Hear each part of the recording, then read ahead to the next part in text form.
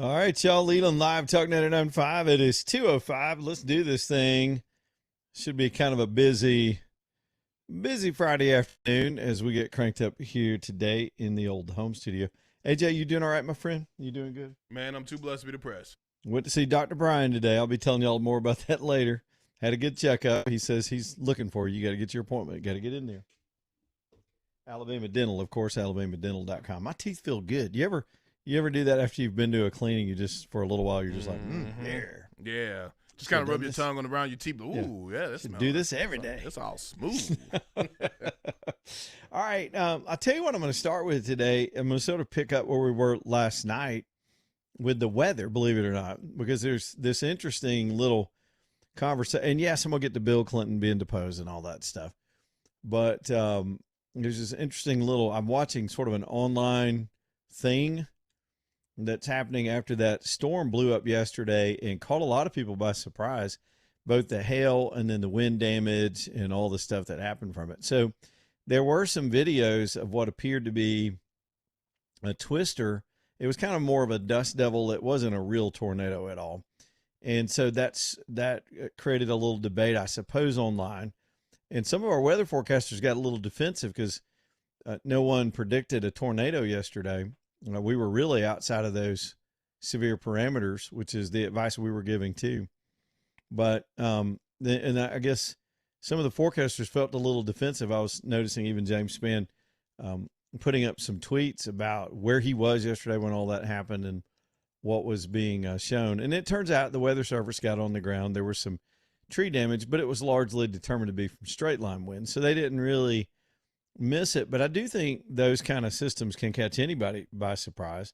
I guess my bottom line is y'all get off the backs of these weather forecasters. These guys, do you know how many let me just James does not need me defending him, but do you know how many lives that man has saved in our community in the last several decades that he's been doing weather? And people if they don't get every single minutia detail, which they're so good at, especially with severe weather, you still got grumblers. I just think that's the kind of society we live in, where even weather becomes a debate. I mean, it's so stupid. You're seeing all the political stuff. We're politicizing the hockey. We win a freaking hockey gold medal, and suddenly that's somehow controversial that a hockey team would want to celebrate with their country and with their president and with their countrymen. Weather forecasters having to defend themselves because some non-tornado tornado apparently hit. That's just so stupid. So y'all ease up. We're heading into storm season, and we're going to be relying on these guys quite a bit for their advice. And we've got some of the best forecasters in the country. I'm going to tell you, I'm standing here today. This is a true story that I've told over the years. I'm probably standing here alive today because of a live James Spann weather forecast. I didn't even know the guy at the time. I had no idea that day. It was Palm Sunday back in 94, and y'all will remember this when all those people died in that tornado outbreak. And I was cruising into Birmingham from outside the market to come visit my dad in the hospital. He had been put in the UAB with some heart trouble, and little did I know that I would wind up working at that same TV station just months later, and that my father would pass away just months after that same year. It was a big year. A lot of stuff went down that year, but I was scanning around. The skies were ominous. I knew I was in the TV business, but I worked in another market. And I found this guy giving minute-to-minute forecast on my radio. In those days, Channel 6, if you had a radio that went down to 87.7, you could hear the audio portion of the broadcast that went out over Channel 6, over WBRC. And I guess that's still the case now, if you have that kind of radio in your car. And I just happened to have that. I could go down that far. And my brothers and sisters were with me. If I had not heeded those warnings in those days, we had to get a paper map out to figure out where he was talking about. The tornado was crossing the road we were on, and we were driving straight at it. I mean, we would have timed out to drive right into this thing. And I was able to get a map out, follow what he was saying. He was so clear at it. And then put that map away and pull the car over and delay our trip a little bit and let that stuff blow through. It wound up being a very, very tragic day, but I've always credited him, this unknown forecaster. In fact, I was so cocky. AJ will get a kick out of this. I actually wrote him a note giving him an attaboy. I didn't know he was a famous newscaster from Birmingham. I didn't know anything about the Birmingham media market. I was like, you good man are a fine weather forecaster. You helped us that day, and I'm sure you got a lot of. But I don't know. That goes back 32 years, I guess, and little did I know I'd wind up working for him and coming to admire his forecast. But he and the other guys and gals in town that do that work, I've gotten to be friends with a lot of these guys over the years. And for people to get online and take shots at some spontaneous event like that, it's just it's irritating. But that's the world we're in. I guess everything is subject to criticism. AJ, say something and then I'll criticize it. Something. But see, you ain't got anything more than that to say. How did you even get this job? See, that's what people will do to you as soon as if you say something. I feel like Erica Kirk right now. I mean, if you say something, you don't say something, everybody's going to criticize you. Well, I was just thinking about that as well too. You think about it was around Christmas. I can't remember what year it was, but it was a couple of years ago where we had that tornado that came through. And I was over at the in-laws, and then I think you were still at your location. And yes, I was at my mom's house, and you were at your relative's house, and we didn't expect a tornado outbreak on Christmas Day. That would have been, about 2012 or so? Something like that, yes. Yeah. And I remember I was literally about to get in my car and drive to the station, and if I wasn't paying attention to all the weather reports that was going on, because it kind of happened unexpectedly. Yeah, I would have ran right into that thing. In fact, I had called AJ and said, "Get to the station," and you said, "It's where I need to drive." And I was like, "Don't go to the station," because we were going to. And we wound up getting on the air and we were able to give out warnings that day. But we were caught off guard doing that one too. Yeah, and because we didn't have. It was the holidays; everybody was off for Christmas. But yeah, these things are going to happen. The main thing is. Trust these guys to be, 95% accurate. That's a whole lot better, especially with today's technology. And we're heading into storm season for real. And y'all always know that will kick up sometime mainly in March and in April. We'll never forget the date, April 27th. But I'm telling you, I don't know, I'm off on a little bit of a tangent on this. I used to mention I won an Emmy back when I was in television. It was 4 tornado coverage. And you know what happened in that story? It was in Cleveland, Alabama. A tornado had come through a whole community, and they sent us up there to cover the follow-up from all the damage. And that was the report I filed that wound up winning. I didn't even know they had submitted it for it. But in fact, I got that AJ, that Emmy is right over here taped up with some duct tape because it fell apart years ago. But it was from the thing I pointed out in that forecast is the people, what we covered was a survival story where this whole family had gone to the center of the home and gotten into a bathroom. It was a tiny house, took a direct hit. The whole street took a direct hit. Houses were off their foundations. And all that was left of this house for the most part was just some walls and that bathroom. But the whole family, I think it was 9 or 10 people, crammed in this bathroom because they heard particularly James Spann say, "Get in the bathroom." And they got in the bathroom, followed our advice on the air, and survived a direct hit of the tornado. So we sort of did a walkthrough of that scene, went into the bathroom, came all the way through the house, showed the bathroom, talked about that story. And for some reason, I guess that was compelling for people that watched that. But I'll never forget that. It was there's so many occasions. I've been to so much storm damage, especially back in those days when people were walking around smiling. I mean, you'd think they'd lost everything. They'd be horrified, but they survived something that the rest of us can't understand. It's because they were following the advice of our forecasters, all of them. And there will be times in this storm season where you're going to have to go to the basement or go to your center room and there's going to be nothing. It's going to be hugely inconvenient. It's probably going to scare you a little bit, and we'll run and hang out for 10 or 15 minutes and we'll get it all clear. And then people get irritated with that. They used to call, the only thing they'd get irritated back in the day was when we'd go wall to wall and you'd cut off those soap operas in the middle of the day.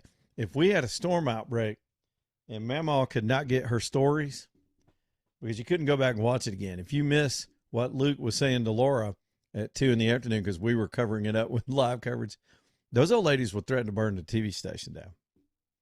But times have changed, and we've got so many alternative ways to get that information. But anyway, had to get that off my chest today. Glad everybody's okay. Later in the show, I'll be telling you about our friend Greg Nelson, who called in yesterday about that event, and he'll be out and about helping people with their roof problems. And we'll tell you how to reach him if you're going to need a roofer. It's not a dire emergency right now. In fact, we don't have any significant rain for a few days. But if you don't even know what happened up there, you might want to get it checked out because that was some serious hail. Appreciate our buddy Sam alerting us to it. He was in the middle of it, and I would not have even known it was happening, but he alerted us, and then suddenly the whole show took a turn, and we wound up focusing quite a bit on this damage from yesterday. I hope y'all are okay. I think the power has largely been restored in that area. So there we go. All right. Yes, Bubba Clinton is being deposed by members of Congress, and it is weird. It's just weird, and it's about as useless as we thought it would be. There are all these people running out to the microphone to declare things. None of it's amounted to a hill of beans so far today. I'll give you a recap on the nothingness of it, but we could get some drama later. We don't know when, but apparently the video of Hillary Clinton snapping and losing it on everybody will be out maybe today, maybe early next week. That's going to be, it'll just be embarrassing and more of the same from this insidious woman. But she didn't have anything to add, and they didn't have much to get at her with yesterday either. I'm just sort of tired of political theater. All of this phony inquiry, tough guy act that they all do, both sides. Everybody's going to get to the bottom of something. And especially when it comes to Congress, they don't get to the bottom of anything. But we'll talk about it. That's all on the slate for today, too. Action with Cuba, tension with Iran. We got stories, and anything else that breaks. We kind of go with whatever breaks, just as we did yesterday. 545-9950 is the phone number if you want to get on the show and do any of that. We'll go ahead and get our first break in here, then I'll come back and talk about Bubba and what's going on in the deposition when we return. Lead 'em live, Talk 99.5.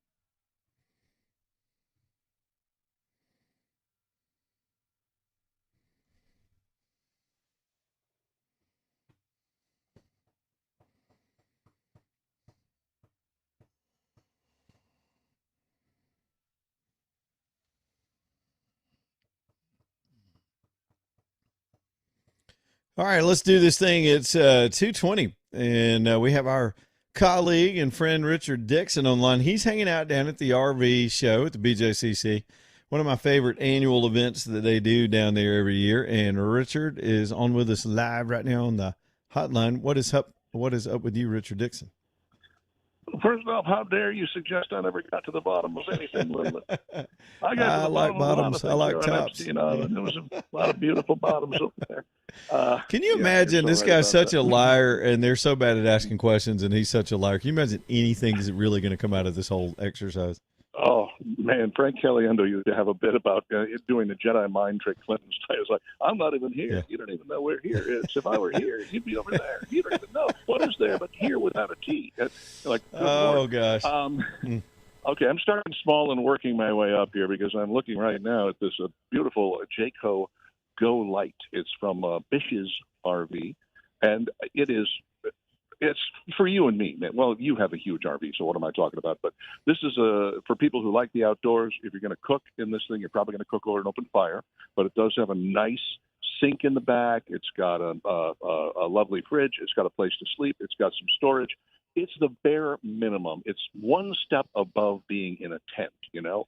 And it's priced that way, too, which is great. If that's what you want to do, you and your honey can go out and make the trek and make it happen. Then we kind of go up a little bit with these pull-behinds from Jayco, and each one is a little bit larger, a little bit more extravagant, a little bit more expensive, but none of them are really terribly expensive. In fact, with the financing that they offer here, these things are shockingly affordable.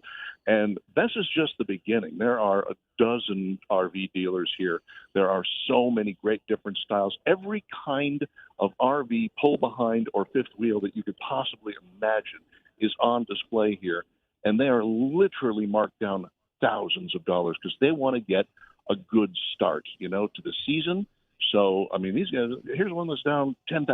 They're charging $10,000 less for this than they would if it was on their lot. And it is a beautiful, beautiful piece of work. You know, you and I both lived the RV life from the time I was 4 years old and my parents bought our first pop-up camper. To the time I finally moved out, and they had been making me drive the damn RV for the past, 3 or 4 years. I've been in every kind of camper there is. So they got it all here, man. Whatever style you want, you're going to find it at the RV show. Come on down and get the on-the-spot financing that they're giving away.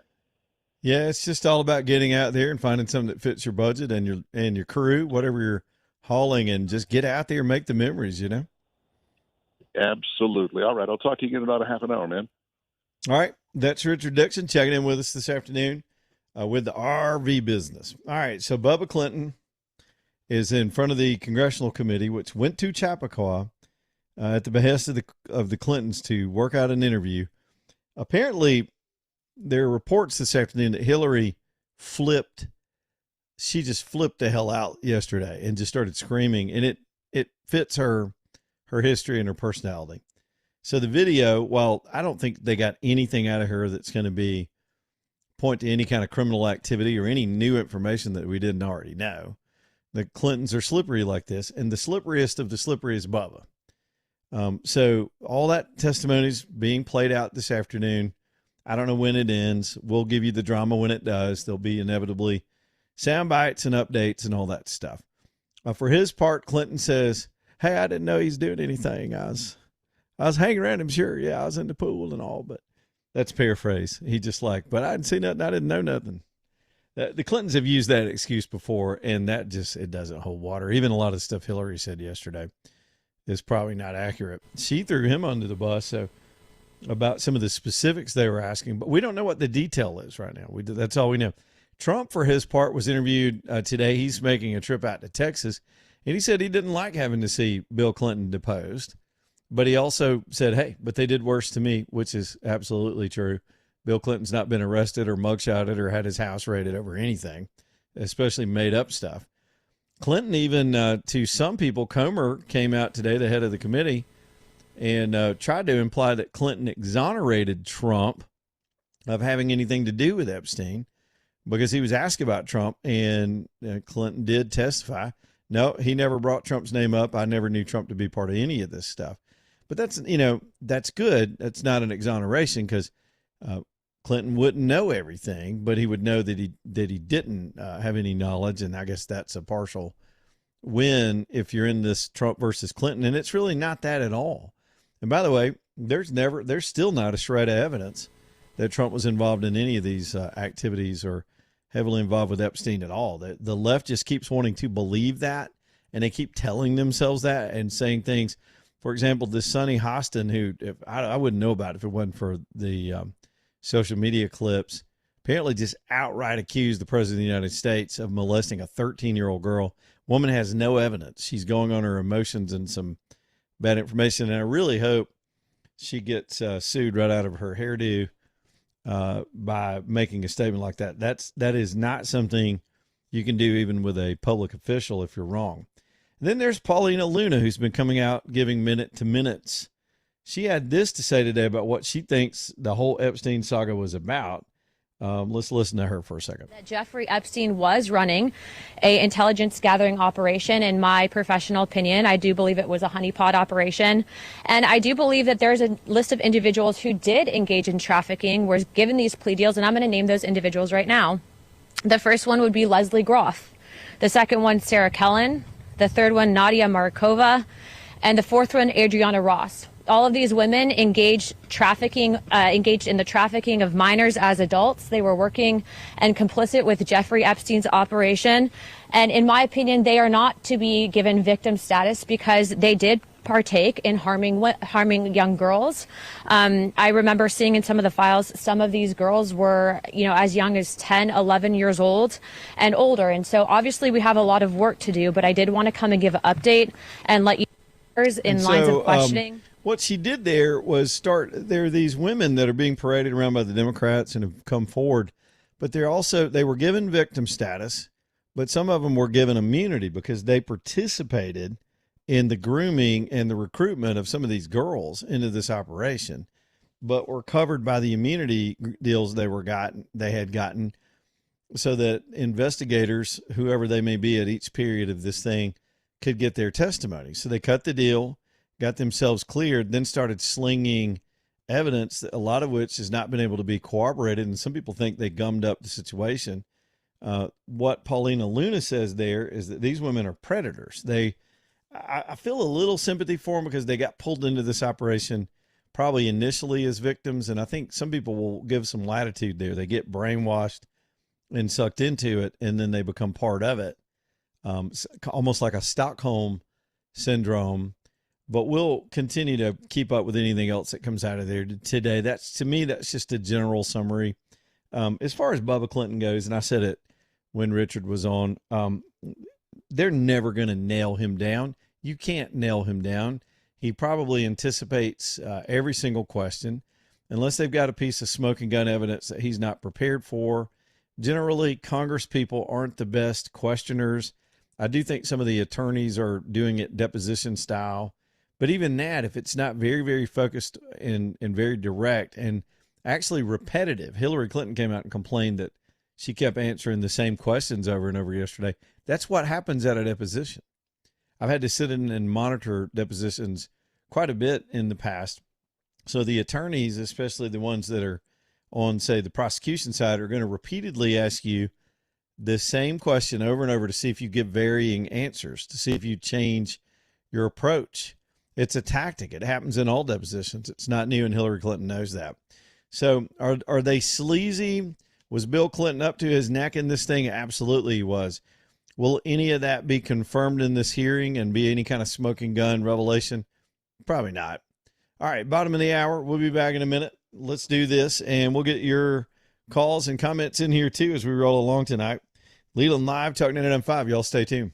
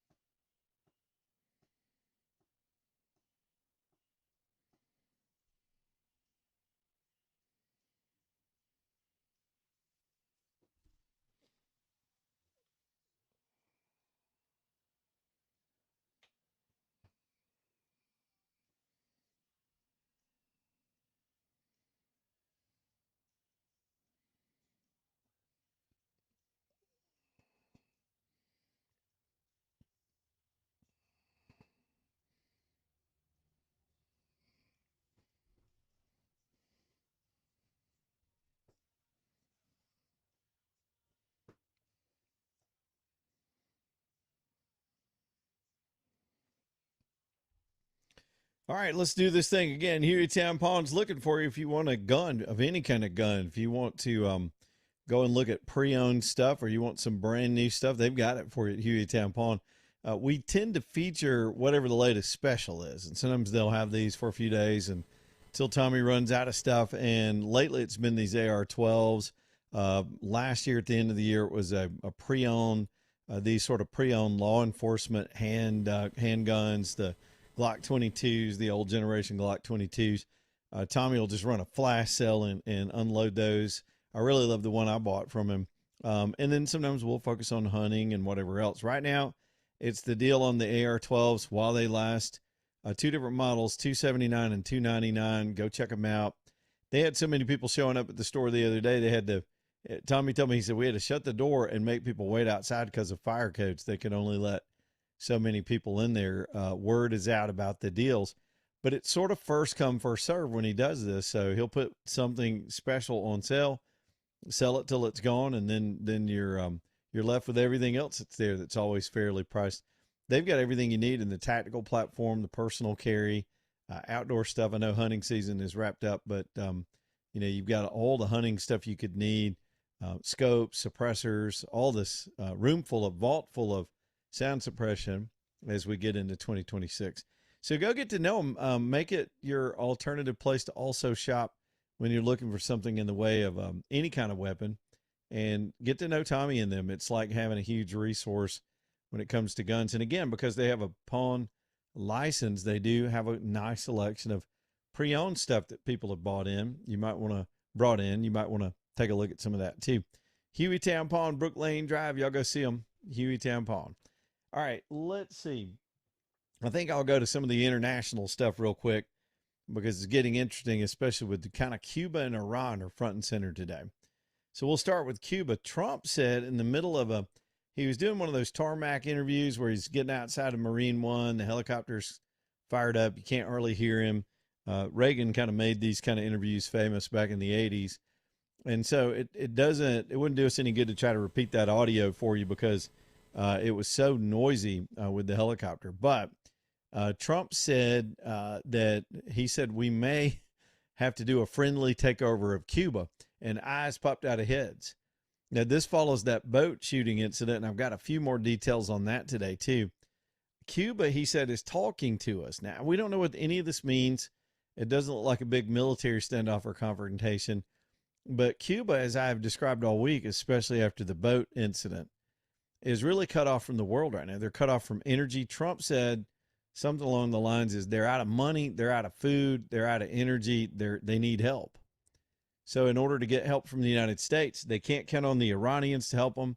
Russia is preoccupied with its situation in Ukraine.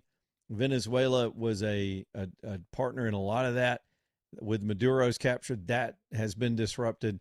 And Cuba's out there literally on an island. Now, this is a nemesis and a pain in the ass of our country for decades, my whole life, as Trump said, since he was a little boy, since their Cuban Revolution. And so I think its time has come to free those people. There are masses of Cuban Americans that some are now second and third generation Americans whose parents came here to flee for exile, rightfully, from that communist hellhole regime. And as with everything socialism and communism, it goes tits up. It runs out of other people's money. It runs out of productivity. It's a brutal, unfair, immoral system that is any kind of socialism, collectivism, or communism. That's why it fails. It doesn't take into account productivity or the human spirit or any of those things. It's always power centered, and that never works. Our founders knew that, which is why we have the kind of government we have here now. So what about the boat incident? Let's see if we can get any details on that. We're learning now from a brother of one of the people that may have been involved. They live down in the Keys. This guy also is originally Cuban.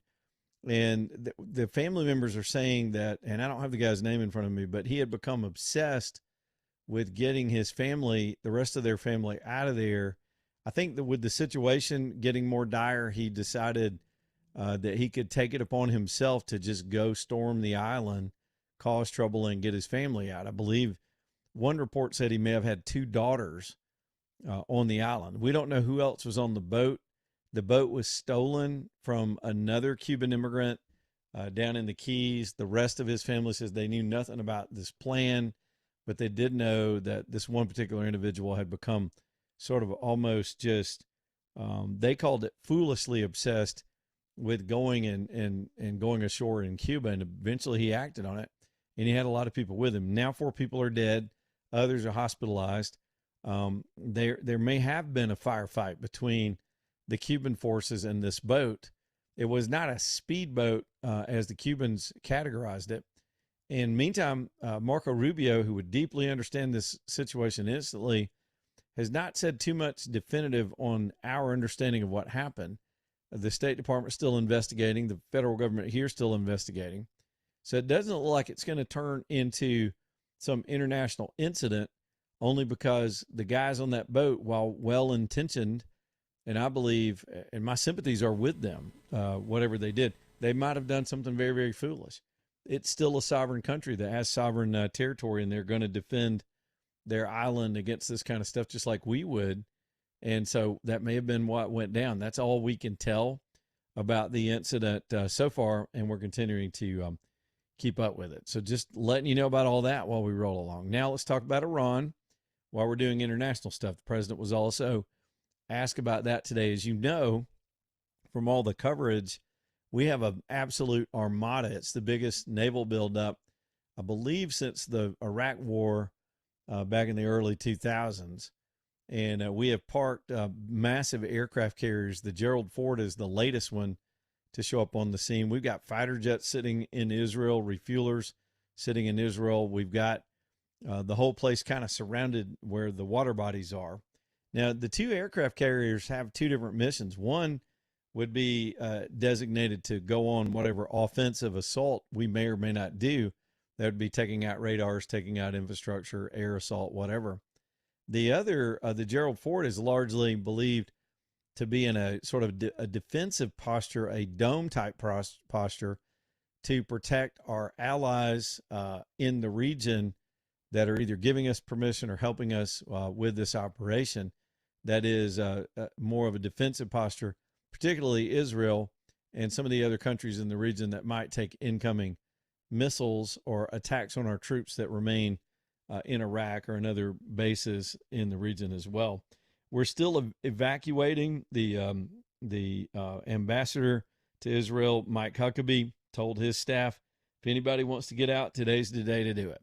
Several countries got on board today and told their people to get out of Iran. Even China told everybody to get their people out. We believe the Russians and the Chinese are constantly sharing intel with the Iranians on our disposition and maybe even our battle tactics and plans. So this thing could get ugly in a hurry. The president said he was not happy with the way the Iranians were dealing with the situation on the ground there, or in the third-party negotiations that are going on. They're just not being responsive. And what we do know about him, while we don't know the details of that, is that when his administration establishes a deadline, we keep it. So the threats are there, the buildup is there, the negotiations are going on, and we don't know what the weekend or the next hour is going to bring in this situation. Everybody's hoping for a peaceful resolution for sure. All right, back over to Richard Dixon, who's still down at the RV show. What you looking at now, Richard? They're talking about Sunday for this attack. Is that right? Sunday? Sunday. Are they going to announce it? The one thing I do know is they will not be announcing it through social media ahead of time. No, I'm pretty sure that's not how it's done. Unless you're the Biden administration, you're like, listen, 2-3 days from now, we're thinking about. No, don't do that. That's a bad idea. So If I tell you that this vehicle that I'm in is self-leveling, right? Yeah. And the first thing you think of is that's got to be an RV. I mean, it's got to be. And you say, well, it's not an RV. Okay, well, then it's probably a fifth wheel. How about a tow behind that has self-leveling on? I've never seen one before. This is amazing. $72,000, not at the show. At the show, not even $50,000.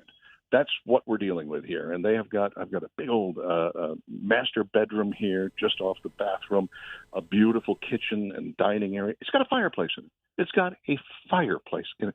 I don't have a fireplace in my home. And then in the back, there's bunk beds for 4 kids. And if you're traveling with 4 kids, God bless you. This Yep. thing is absolutely astounding. It's got a nice kitchen. It's got an island in the kitchen. This is from Bish. Bish has got a huge array here. They're in Calera, and they have got Delta. They got Delta Ultralights. They've got Alliance over here. And this one in particular is a real monster. It is a J. What is it now? It's well, now I can't find the name of it. Anyway, you'll come down, you'll see it, you'll find out for yourself. These are just the deals. And by the way, Bish in particular offers a 72-hour guarantee. If you get here and you become intoxicated by the beauty of all of these things, and you lose your mind, and you sign a piece of paper, and you go home and you get your thing home, and you look at it and you go, I think I may have lost my mind. You can bring it back, no questions asked. You can go, I'm sorry. I should have checked with my wife first. That's a good deal. It really is, man. It really is. They've just got such a great array here. If you're looking for any kind of trailer, travel trailer, pull behind, fifth wheel, or RV, and you're not at this show, you are going to miss out in a huge way. So come on down. We're at the BJCC today, tomorrow, Sunday. Of course, Spider-Man is here tomorrow and Sunday. I'm not. I think we all know why. You never see me and Spider-Man in the same place. Anyway, think about I do know that you for like a minute. onesies. Maybe they'll have that in common. Little costumes. I like that. I like that Mary deal. Jane, that MJ. Yeah, look at she's now. something. She's a beautiful girl. You know what? All right, I'll talk to you later, man. All right, Richard Dixon down at the RV show. Y'all go catch him. He'll be there this evening, and then they're there all weekend. It's a really fun show. It's a good place to comparison shop. We'll take a quick break and come on back. Richard will be checking in with us more as we go through the afternoon. Leland Live, talking NM5. Y'all stay tuned.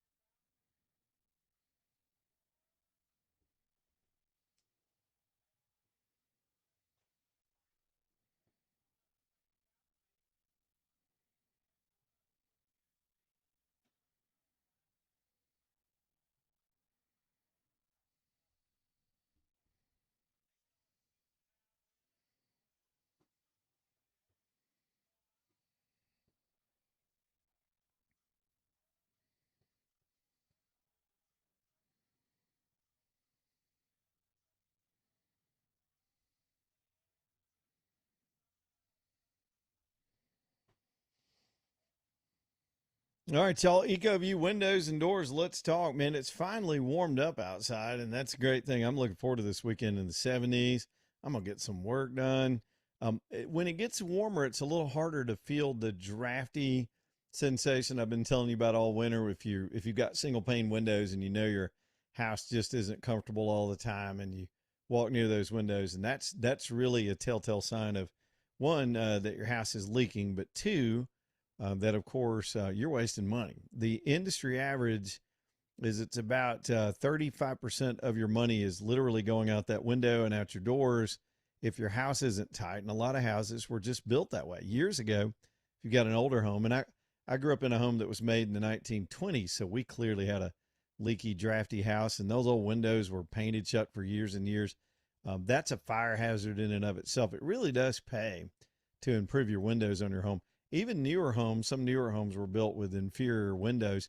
You can get all that straightened out with EcoView. They've got superior products, so much so that they stand behind Becky Jackson and her team, stand behind everything they sell.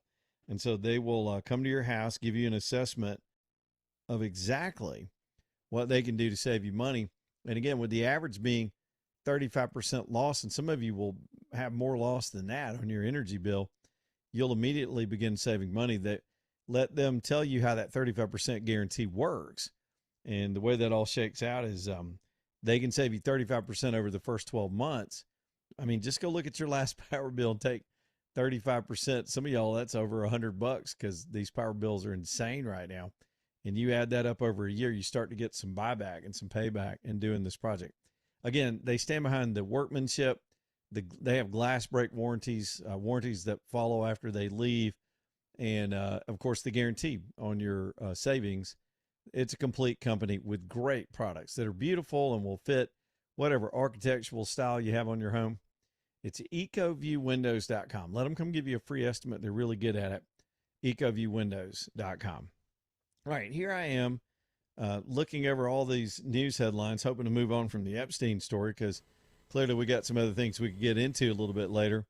And then this story comes across. Don't know much about it. Can't make much out of it just now, but there's a development this afternoon that's being reported that a new FBI record that was inside the FBI files as people go through these things revealed that their New York City office, the FBI's New York City office, was hacked in 2023, the night of the Super Bowl on February 12th, erasing up to 100 terabytes of data and evidence because of the hack. Now, that is if that proves to be true, if somebody went in that time period and deleted evidence, I don't even know how that's possible.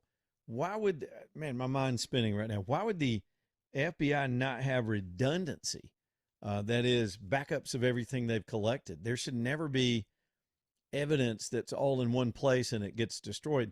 That has happened in our country's history. There have been instances where you have a warehouse fire where DNA samples are collected or other evidence is stored. And we've had repeated incidents like that over the years when everything was very much paper centered. But this is crazy if that story proves to be true. And I'm going to keep looking at it. But they said it was the night of the Super Bowl in 2023, 100 terabytes of Epstein data just hacked and removed. And let's see now, I'm trying to wrap my mind around 2023. That was before the elections. That was, and as we all know, the FBI clearly was not on Trump's side. They'd been harassing him that entire year and trying to fabricate cases, raiding his home. So on whose behalf, that would be my next thing, if this did happen, on whose behalf was this done? And why would this, and can you imagine what 100 terabytes of data would include? And my other question would be, why did they leave anything? We've had all these dignitaries and royal people and people in institutions and in intelligentsia and others that have been embarrassed and exposed of late. And I guess they were all left hanging. Bill Gates and Larry Summers and all these people were still in the files. So who wasn't in the files? What was removed? And what is the FBI should have had an index of what they had, and you could compare that to what's missing. And somebody knows, based on some assumption and based on some measure, They know how much data was allegedly erased, i.e., 100 terabytes. So what was it? In other words, if they know that, they know there was something there. So what's missing? What was the content? This is crazy. And why are we just now finding out about this stuff? Now, let me caution you, that's the screaming headline, is that 100 terabytes of data were erased off FBI systems, night of the Super Bowl when nobody's paying attention. But did they have redundancy? Was that just an incident that happened, but the info is still there and it's part of what we've already seen? Again, my mind's all over the place. Now, we'll deal with that more and more as more information comes across here over the next 2 or 3 hours while we're still on the radio. But there's another thing I wanted to share with you today, too, while we're talking about bumbling investigations. It's this Nancy Guthrie thing. So late yesterday, in the middle of the show, we started getting these reports that there was this new video, and we saw it last night, of traffic near a home that is purported to be on a road that would have been used by any kind of kidnapper or abductor or killer or whatever we're dealing with the Nancy Guthrie case. And so I presumed, because we've heard endlessly for 26 days that they've canvassed the neighborhood. They're begging neighbors to come forward. They want all the video they can get from Ring cameras and doorbell cameras, and they've been soliciting and combing through this stuff. But according to witnesses and people on the ground there, this neighbor discovers this video of 12 different cars riding by in the middle of the night. They put it out and made it public, and then guess what happened today? The cops showed up at their house to take a look, which implies or means they never canvassed this particular street or never knew about this evidence. It boggles my mind almost as much as this new development that we're hearing about with the missing information, that they would not have done this by now. Look, I'm not trying to be too harsh, because investigations that become monsters like this, where the whole country's paying attention, can be overwhelming to any department. But this is basic shoe leather. This is not science. I mean, this is not some kind of minute detail that could have escaped in the fog of war, so to speak. They were asking for this very thing. They were asking for every scrap of evidence anybody could provide with any camera that was outward facing during this whole saga. And there it was. Now, personally, I don't see a whole lot that you can tell from these videos, but the FBI, of course, has extremely sophisticated, I guess is the word. They have sophisticated tools that can take those blurry images and clean them up, or maybe help them identify from the light pattern what kind of car it may be. It seems to be a crucial piece of information, if indeed that road is out in front of that house was part of the story. But that they would just be doing this almost 4 weeks later. It's been a month. The case is, I'm not going to say it's cold, but in the mind of the public, the whole country's starting to move on. The attention on the case has moved on. And that's a bungled effort, if indeed all that reporting is true too. So lots of stuff this afternoon already here, just the first hour of the show. We're going to get on up to the top of the hour. We'll start taking some phone calls. If y'all want to get in here on any of this stuff, 545-9950 is the phone number. Douglas Cooling and Heating next up here on the show. We've got so many of our sponsors that can help you with your home, and it's that time of year again. I think about all the things I do in the spring. One of them was today. I went to my dentist. I always do that around my birthday, every 6 months. And also every 6 months, I get my heating and air system checked. You should do it in the spring. You should do it in the fall. And it just is smart. You wouldn't think about, I say it all the time, you wouldn't think about driving your car up and down the road and never getting the oil change, never having it serviced. And your heating and air system is just a big old machine. It's a mechanical part of your home, and it needs to be looked after. It needs to be checked and charged and maintained, and they'll come and do that right now for you at Douglas Cooling and Heating. This is the company I've trusted for, I guess you'd say, 16 years, and every house I've owned in that interim since they've been on the show with us here to take care of everything. They've done installs, emergency work, second opinions, and, of course, a whole lot of service work over the years to keep my units running sharply. We need air conditioning in the South in the summer. So before we get to peak season and the whole thing blows up on you, make sure it's good to go before the air conditioning season is for real here, which it'll be here any day now. It's calldouglas.com, license number 2017181, calldouglas.com. We'll be back here in just a minute. Leland Live, Talk 99.5. Y'all hang on.